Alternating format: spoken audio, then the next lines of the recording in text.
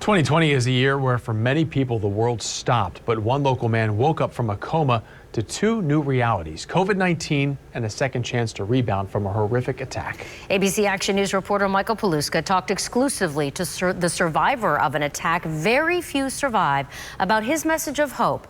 But we must warn you, some of the images are quite graphic.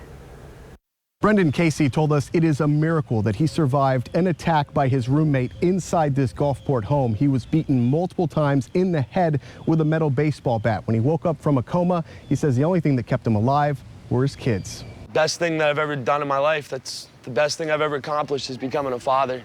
On January 14th, flickers of life flashed through Brendan Casey's mind. His images as a father now mixed with violent blows to the head until darkness surrounded him. And I was trying to stand up, but my legs wouldn't work, so I was trying to climb up the fridge door. One of the last things I saw before I blacked out, the last hit, is I had a picture of my kids on the fridge, and I just remember thinking to myself, like, you can't die, don't die.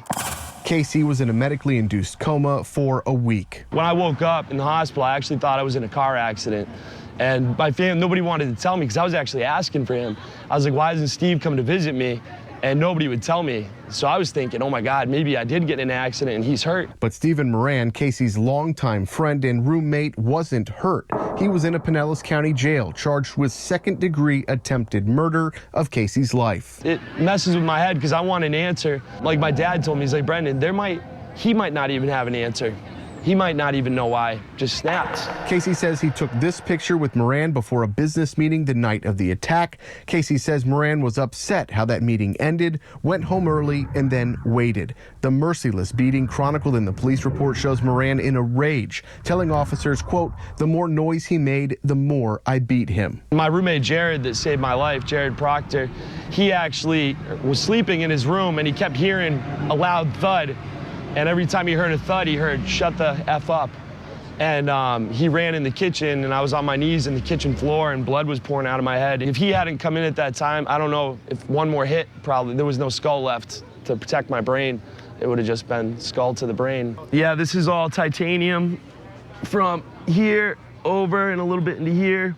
My skull was just completely gone in that area. The doctors must have said you were 100% a miracle, like no regular person should have lived through that. Yeah, they told me that it was a miracle. I honestly think my kids, yeah, they need me, you know, and I need them too.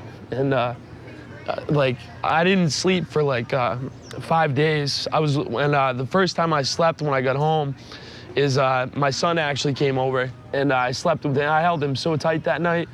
And I actually slept. Because of COVID-19, Casey's therapy was put on hold. He's still trying to regain his peripheral vision, but his 5 broken ribs, collapsed lung, laceration to his liver, and other injuries are healing. Casey, sitting down with us, hopes to inspire others going through this pandemic to find something to fight for. One of my first memories is my daughter paints my fingernails.